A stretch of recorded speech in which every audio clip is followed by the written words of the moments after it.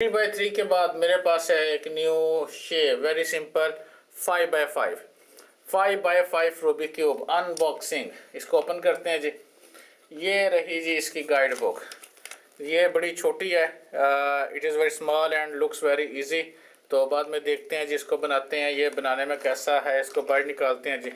वाह, it's colour are very shiny and bright.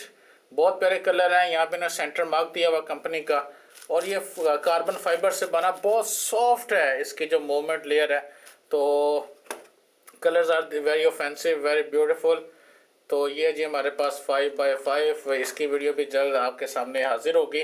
Friends, आप कोई शेप देखना चाहें, कोई फार्मूला सीखना चाहें, कुछ आप फरमाइश करना चाहें, हमें कमेंट्स बॉक्स में मैसेज करें।